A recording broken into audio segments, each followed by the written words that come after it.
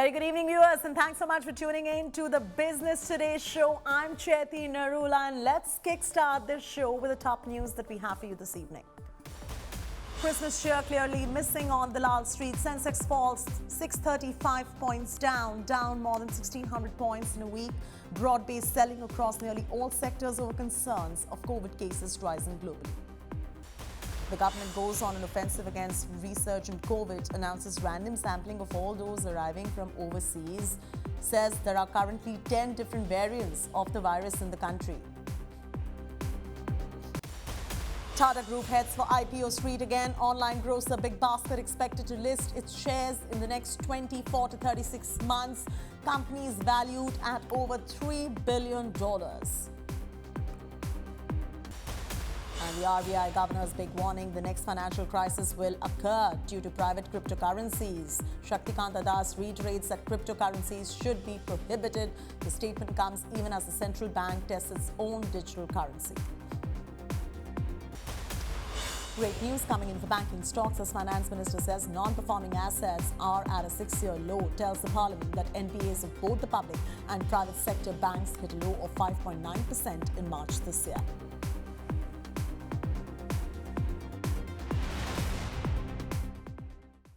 Beginning our coverage with all the market action now. Wednesday washout on the Dalal Street was witnessed. Sensex and Nifty gave up early gains following the weak global cues.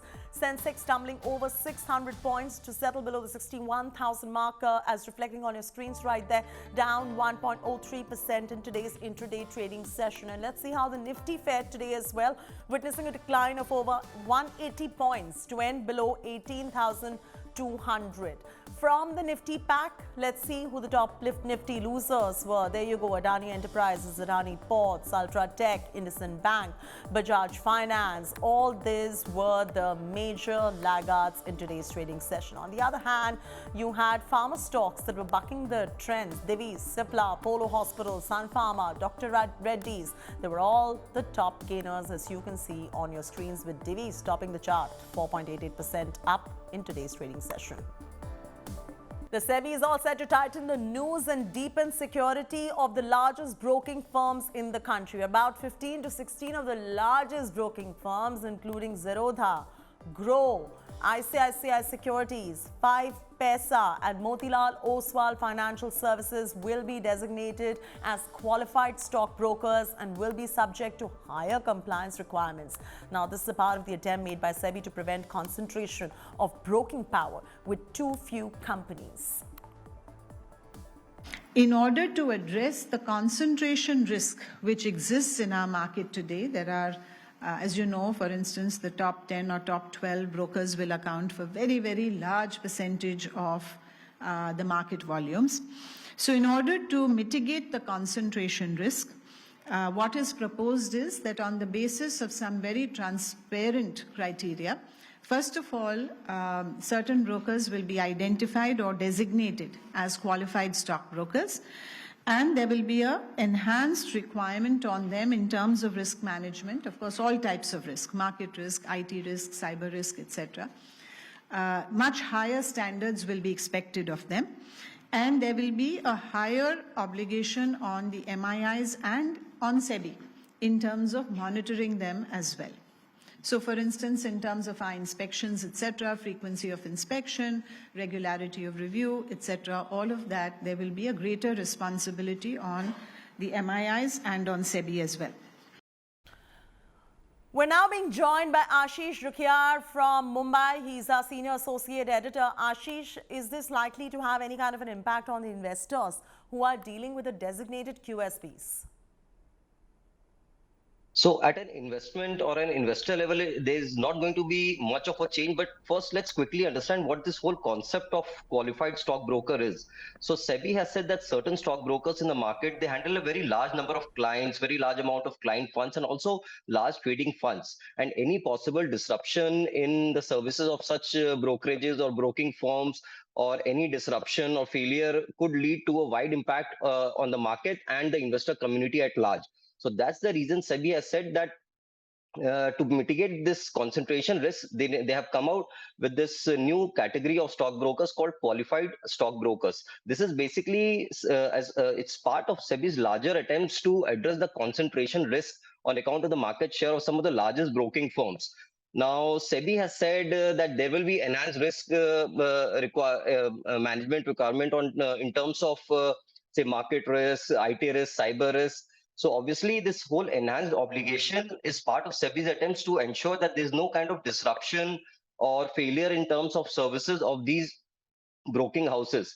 Now, if you see the last couple of years, I've seen an influx of a large number of retail investors and many of the broking firms that now account for some of the largest number of clients, whether it is Zerodha, Grow, Upstock, ISEC, Motilal Oswal, Financial Services, Five Paisa, IFL. I mean, these are some of the biggest broking firms, and they deal with a large number of clients. Just to put things in context, if you go by SEBI data itself, there are more than 1,300 registered stockbrokers in the country. But if you see the bulk of the trading turnover is accounted by just top 10, 20, or maybe at max 50 stockbroking firms. SEBI data itself shows that more than 80% of the trading turnover on BSE in the month of November was from the top 25 brokerages. Now, if you look at the same data for NSE, which is the largest stock exchange, the share of the top 25 brokerages was pegged at a little over 72%. So obviously, this whole issue of concentration risk is actually a big risk, and SEBI has taken its first step towards ensuring or mitigating any kind of concentration risk that All could right. in future emanate from the concentration or the large number of clients of these broking firms. And this is not the first time that SEBI has introduced this Right. concept. We already have this concept in for RTA, that's the registrar and transfer All right, agents. Ashish. We have a certain category of qualified RTAs, wherein if you have number of folios, if your number of folios All that right, you Ashish. manage. So we'll wait and watch to see if the broking firms have taken the news well or not and whether they are okay with the enhanced compliances. For now, it's a wait and watch. Thanks much. Appreciate you joining us on this particular broadcast. Now, with the SEBI tweaking the present share buyback norms for listed companies and tightening the disclosure rules, what is going to be the impact of these on the companies and to the brokers? To understand this better, we spoke to Sunil Damania of Markets Mojo and Kranti Bathini of Wealth Mill Security. Here is an excerpt from that conversation. Well, there's some bigger decisions being taken by the capital markets regulator as well. So I'll take your viewpoint over there. We'd heard yesterday that SEBI has decided to phase out the mechanism of buying back of shares by companies through the open market route in a gradual fashion. Now, many believe this is following the recommendations made by the Keki Mystery report, which suggested that open market share buybacks are actually prone to be misused and should therefore be phased out. And the decision was a part of the several major decisions that were otherwise also taken by SEBI too. So first of all, your thoughts on this entire news, and how will it really benefit the small retail investors going forward? So, Sakshi, if you look at this mechanism of buying back through the open market was definitely not beneficial to the small investors. Why? Because first thing, you don't know when company is going to buy back, because it's a long window is available and which date. And again, they would give the maximum price, but that maximum price is always much higher than the current market price, and we don't know how much quantity the bank company is going to buy on a daily basis. In the tender offer, against tender offer, you are very clear source that company is going to buy back that much quantity of shares and the price, and that improves your chances of making money on that. So if you look at the data which is available, Sakshi, on the complete buyback, which is done through the open market mechanism, they hardly move the needle for the sale prices. But when it comes to the tender offer, it did benefit small investors very. So I think it's a step in the right direction. It was need of an hour. I'm a little surprised why SEBI did it now. They should have done it 6 months back or maybe 9 months back. This kind of exercise was not making any sense from the shareholders' point of view, and it was anyway not helping to improve the sentiment on the share price also. So I think it's a move in the right direction. How will this news really impact the brokerage houses and the broking community and the investors going forward too? So I think it's a move, and I'm not very sure how much is going to take away the market share from some of these leading brokers, whether it's Zerodha or Upstocks or other people. I think, yes, as a SEBI's duty to ensure that there is no concentration of with a few brokers. But eventually, we have seen that's happening with the mutual fund industry, where few AMCs commands a much larger market size compared to what they were commanding even 10 years back, kind of stuff. And something similar happened with the discount brokerage happening. So yes, to have a check and balance in terms of IT, in terms of cyber risk, in terms of processes are being followed, that's a welcome step. But is it going to help in terms of reducing the concentration from this broker? My answer seems to be no. In fact, some of the smaller brokers are anyway giving away that space to the larger brokers. So my sense is that it's going to remain the same. It's going to remain. But this kind of an oversight is a welcome move. That will definitely help to improve any kind of an unwanted mishap that could have happened because of cyber, or because of IT software is related issue. But it's not going to reduce the concentration risk. Let's look at some of the news developments that we saw, yesterday overnight, and that are important for the investors to track as well. There's news from the capital regulator of the stock market, SEBI, Securities Exchange Board of India, which has now decided to phase out the mechanism of buying back of shares by companies through the open market route in a gradual manner. Now, this is following the recommendations that were made by the KK Mystery report, which suggested that the open market share buybacks are actually prone to misuse and should therefore be phased out. This decision was part of the several major measures that were taken by the capital regulator at the board meet as well yesterday. Mr. Patini, your thoughts on the move and how should investors really view this? What does it really do? Is it a favorable measure for the investors? How do they stand to benefit? Could you give us all those clarity? Sakshi, with respect to the measures taken by the capital market regulator SEBI with respect to buyback through stock market route is concerned.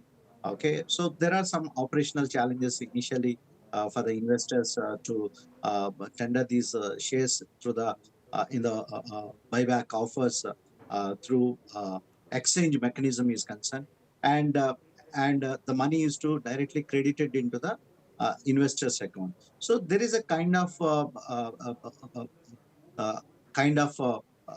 initial operational problems with respect to the investors are concerned tendering the shares through the stock exchange route.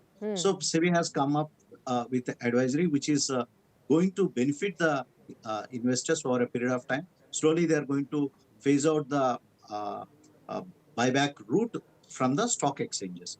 So it will they are going to come up with the new measures which are going to benefit the investors over a period of time. So it is just a commentary. We need to see how the operational guidelines that are going to come over a period of time. It is one of the biggest stories of the day. You may soon be able to waft through the airport security checks without the laptops and mobile phones and the chargers. Through the security check, you have to keep removing them from your bag and putting them in trays and just going through the security. And it takes just way too much time. In a big move to check congestion at the airports, authorities are installing modern equipment to screen bags without removing electronic devices. Finally, Business Today TV special correspondent Karishma Sudani has more on this. Take a look.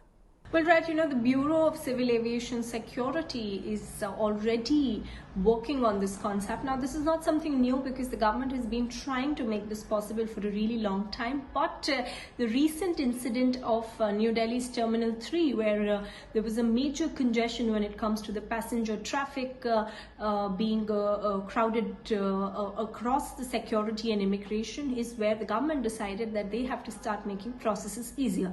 Sources are telling us that government has started to do meetings on trying and using high-level technology and innovative machines in order to cut down the process that it takes for one to check in and to move ahead with the security checks. In fact, if you see many airports across the United States of America, Europe, and in fact, one of the most busiest again, Dubai, also has a similar security checkpoint where you don't have to remove your electronics or jackets or shoes to be scanned through, but it is the high 3D technology security system that is implied, which cuts down all these time-taking hassles. It is likely that government may start this process as soon as next year once they have technology in place. They want to start it with domestic routes, and then of course they want to extend it towards the most busiest international airports in the country. The first batch of supplementary demands for grants has been authorized by the Parliament. The approval allows the central government to spend an additional 3.25 lakh crore rupees in the current fiscal.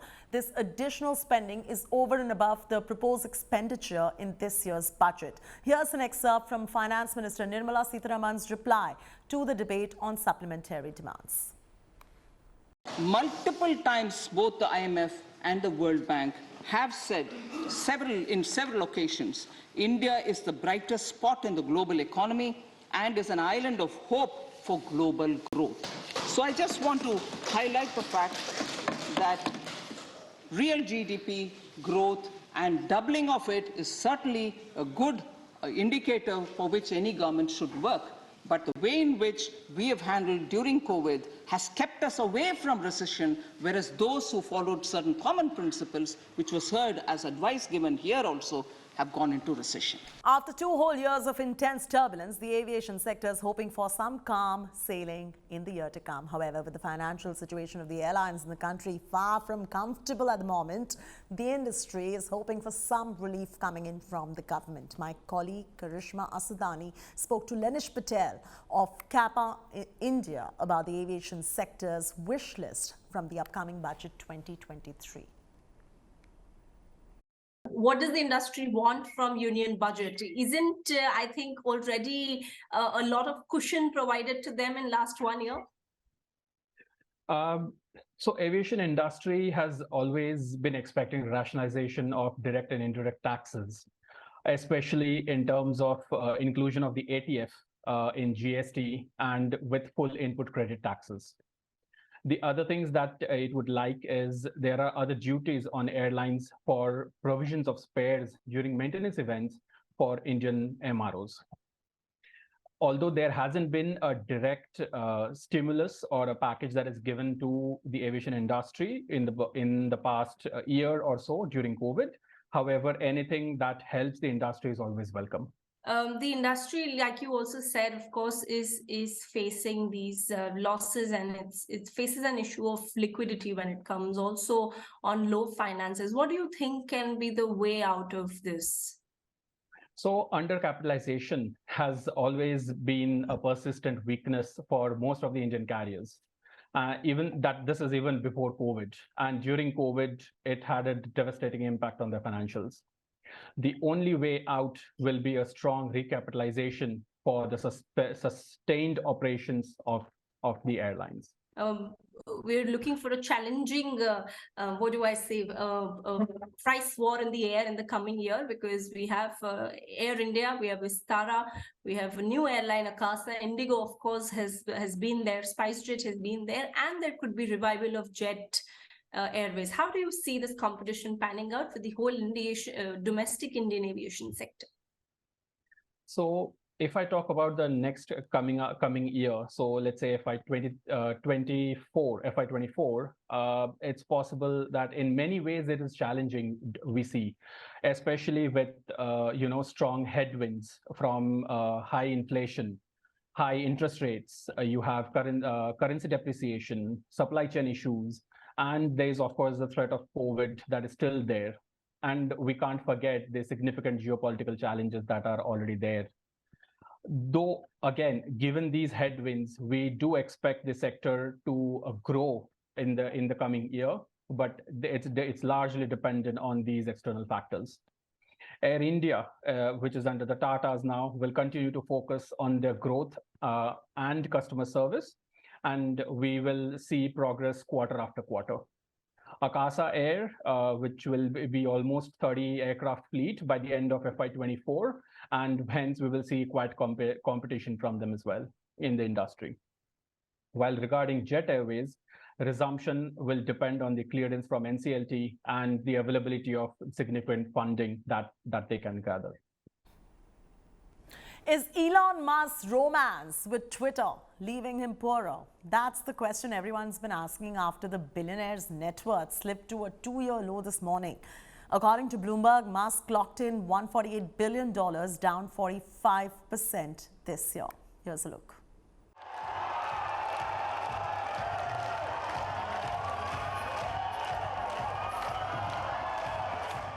Elon Musk may not be as enthusiastic today. He no longer holds the crown of the world's richest man. His wealth having been eroded by more than half from the $300+ billion it touched last year. Shareholders of Tesla have clearly given him a thumbs down for his dalliances with Twitter. Musk's net worth was further eroded on Tuesday, with Tesla shares falling nearly 6%. This drop in Tesla's shares is reportedly due to the risk posed by Musk's recent acquisition of Twitter and his tendency to use the platform to share distractions and potentially controversial content. As a result, Musk's fortune is now at its lowest point in over 2 years. And with his wealth being primarily made up of shares, pose a significant risk for the 51-year-old entrepreneur. Tesla touched a lifetime high of $407 on 5th of November last year. This year it opened at $352 and closed on Tuesday at $138, down 66% from its high. Musk's fortunes have tracked this curve. His net worth touched a high of $338 billion before slipping to $271 billion at the start of this year. The Tesla erosion discharged his wealth to just $138 billion on Tuesday. Tesla shareholders are clearly tracking Elon Musk's announcements closely. The stock rose marginally on Monday when Twitter users voted for Musk's departure as CEO of the social media platform. He followed up with another tweet that he will quit as the CEO of Twitter when he finds someone foolish enough to take up the job, but will stay on to run the software and server teams. This about turn did not go down too well with Tesla investors, leading to the stock crash. Many are speculating about the future of Musk's financial empire and whether or not he will be able to bounce back from this major blow. Tesla will be releasing its quarterly deliveries report in early January, and the forecast shows a weakening demand in China, which could further impact the stock price. Bureau Report, Business Today Television.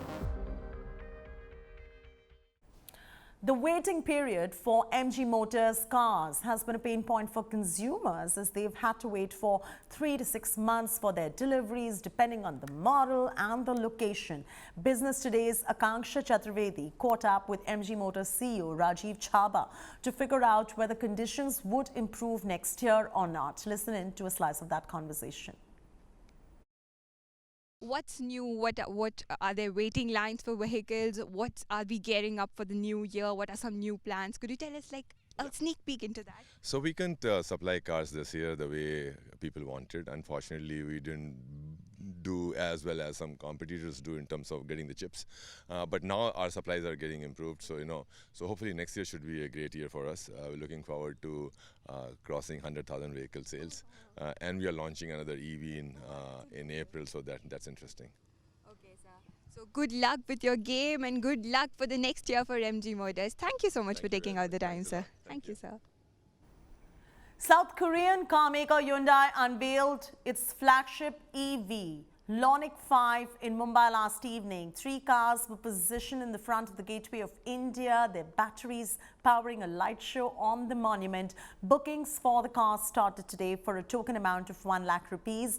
Deliveries are expected to begin only after the Auto Expo next month. The car will be assembled in India and is expected to cost less than its cousin, the Kia EV6, which retails at 60 lakh rupees ex-showroom price. No major specifications have been released as yet, but the car is expected to be powered by a 217 bhp engine with a range of 631 kilometers in a single charge. Business Today TV's Rachna Dhanrajani was at this particular event. Here's a look. I'm standing standing in front of the great and mighty gateway of India. But what's interesting behind me are those 3 Hyundai Ioniq 5s. These are the first time Ioniq 5s are seen in India, and this is their way of making way to India through the gateway. What we just saw was a spectacular light show powered purely by these 3 cars. The Hyundai's first fully developed EGMP model, which is Electric Global Modular Platform. This Hyundai Ioniq 5, one of the 3 that you can see in India right now. They're only in Bombay at this point. They'll soon be coming to Delhi at the Auto Expo, which is also where the company reveals the price and India specifications for it. Right now, what we can see so far and what we know so far is that this car brags of something called ultra fast charging, which means it can go from 10% to 80% of battery in just 18 minutes of charging. And the booking price for this right now is 1 lakh rupees. Well, that's all from me, Shetty Narula, on this edition of Business Today. Keep watching India Today, and for the latest news and updates, don't forget to log on to indiatoday.in or go ahead and download our India Today app. Thanks so much for tuning in. Thanks for your time, and a very good night.